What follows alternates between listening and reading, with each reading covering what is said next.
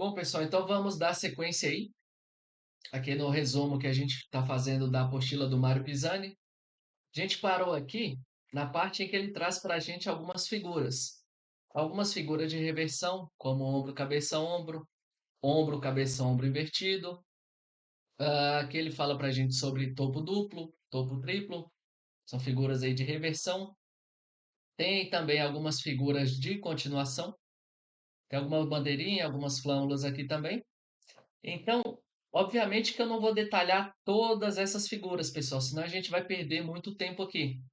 Eu vou trazer algumas aqui para vocês, que eu considero até mais importantes e que aparecem até com uma certa frequência ali dentro do mercado financeiro, beleza? Seja Forex, ações, independente.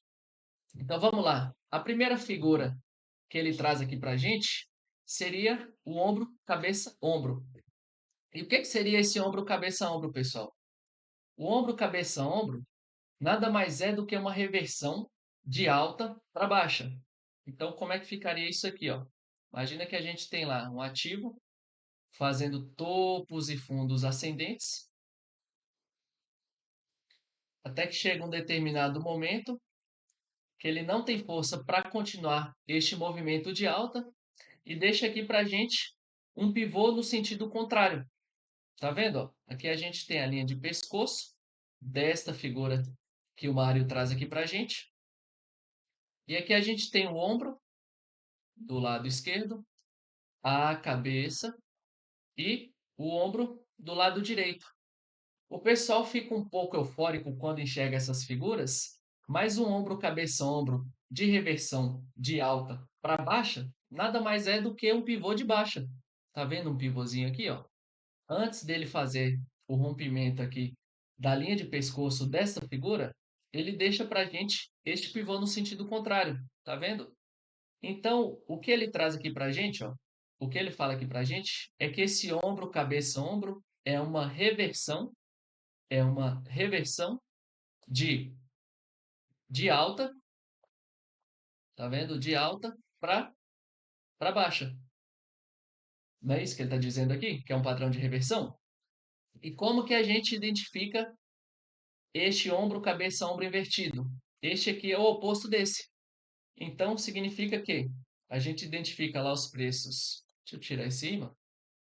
Fazendo topos e fundos descendentes, topos e fundos descendentes, até que ele deixa aqui para a gente, ó, esse pivô de alta, tá vendo? Ó?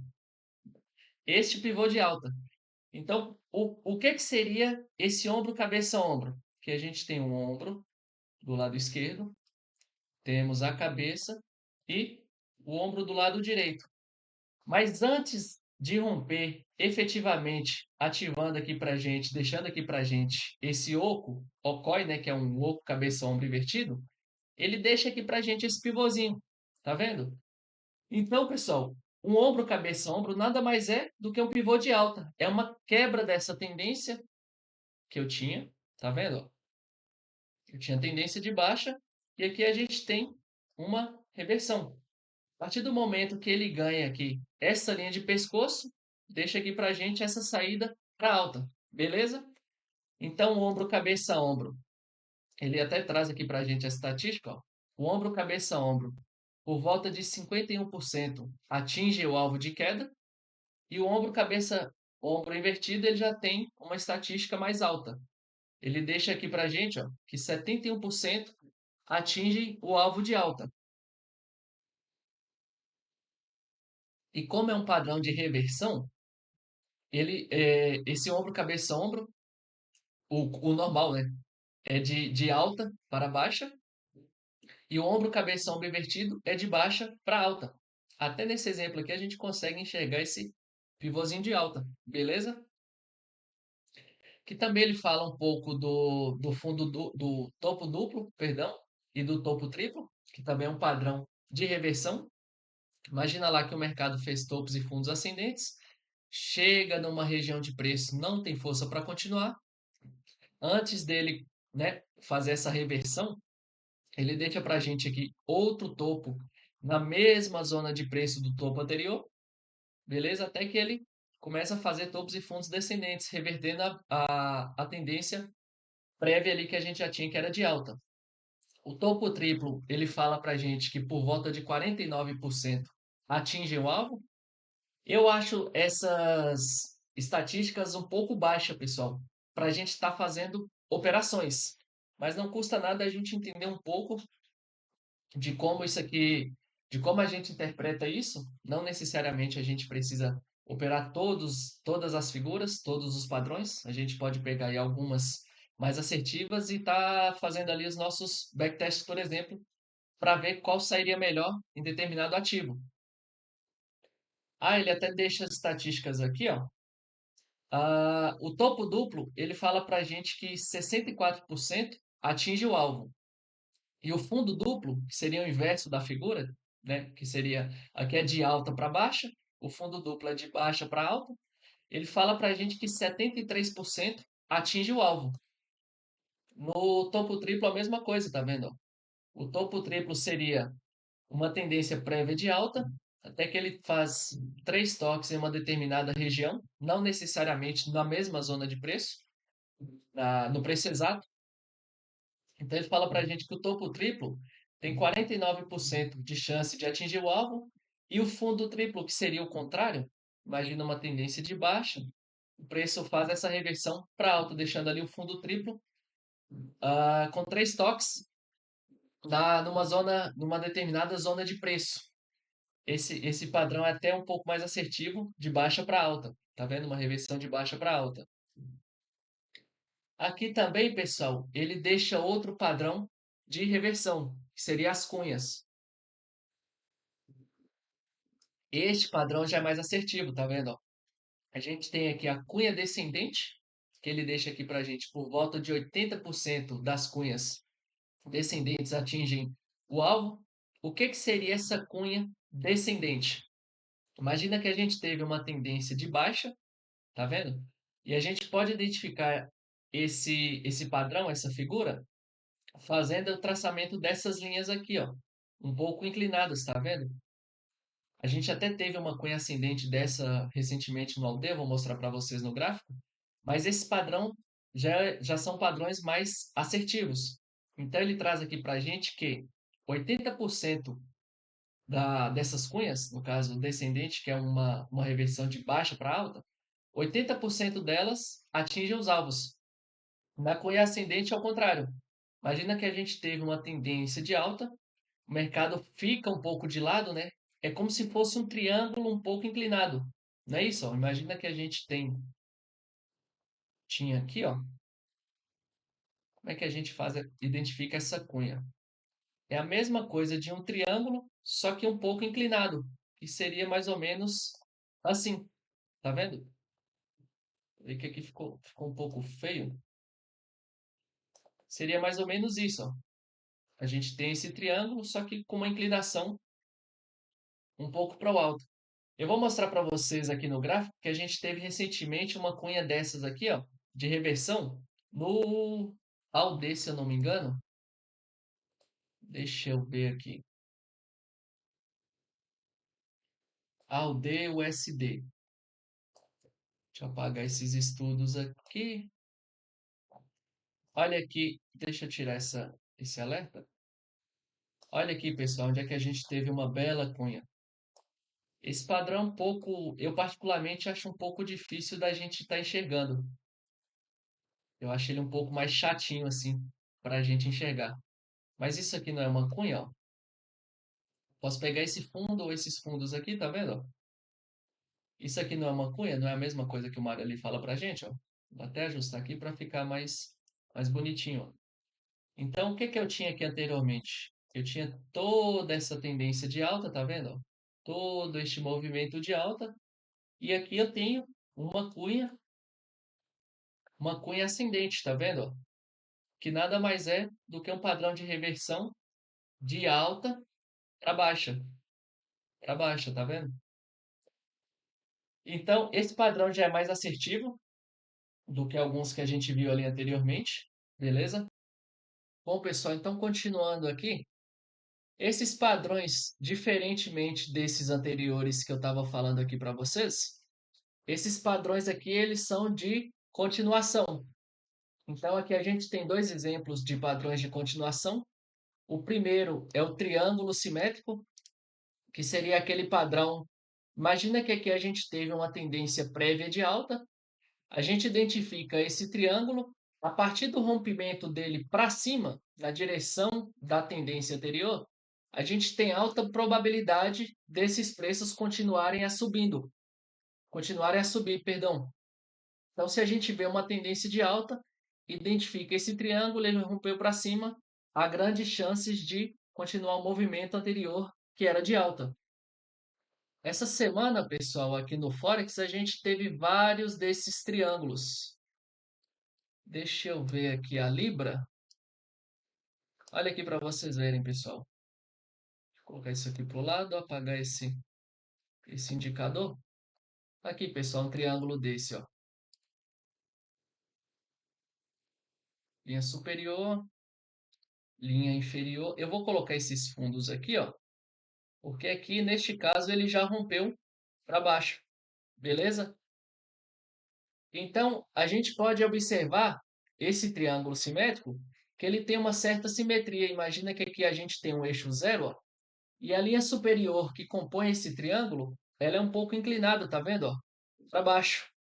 E a linha inferior é um pouco inclinada para cima, como se fosse uma LTB e uma LTA, fazendo aqui para a gente aquela simetria. Por isso, triângulo simétrico de continuação. Eu acho que a gente teve até uma no euro. O euro e a libra são bem parecidos os movimentos. Olha aqui para vocês verem. Ó, posso traçar aqui em cima, aqui embaixo, tá vendo? E aqui eu vou ter o meu triângulo simétrico, tá vendo? Ó? Inclusive ele já até rompeu na sexta-feira. E por que simétrico? Por causa dessa simetria, tá vendo? Ó? Que as inclinações ali são bem parecidas, tanto a LTB, que é a linha superior, quanto a LTA, que é a linha inferior. Tranquilo? Aqui também a gente tem outro padrão de continuação, que é o triângulo ascendente. Ele tem uma diferença para o triângulo simétrico, tem uma assertividade bastante alta também. O Mário até deixa aqui para a gente, fala que 75% destes triângulos atingem o alvo. E qual que é a principal diferença entre esses dois triângulos?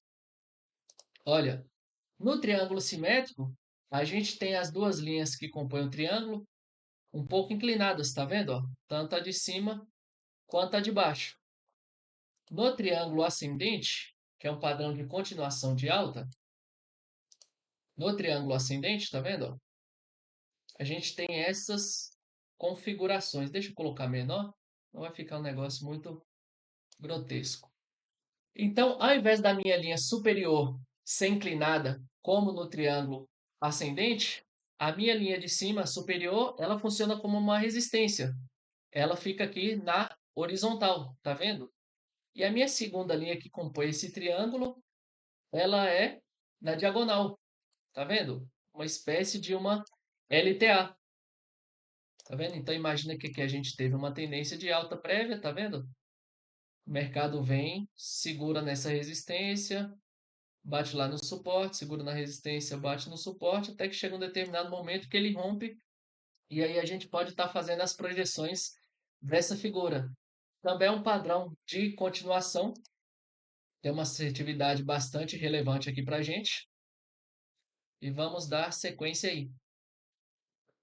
Essa aqui, pessoal, essa aqui, nossa senhora, essa eu gosto bastante. Que seria a nossa bandeira.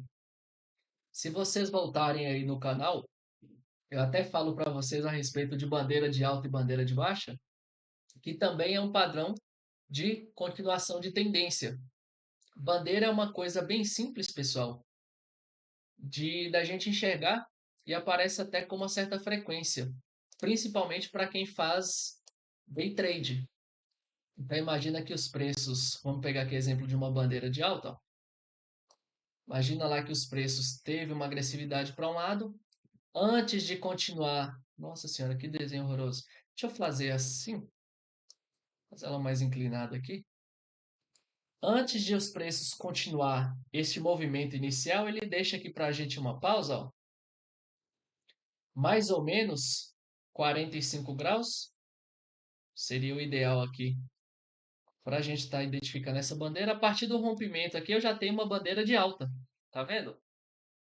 Então, esse aqui é o padrão de continuação, bandeira de alta, tá vendo? Ó, aqui eu tenho o mastro, ele fica aqui trabalhando um pouco nessa diagonal, digamos assim.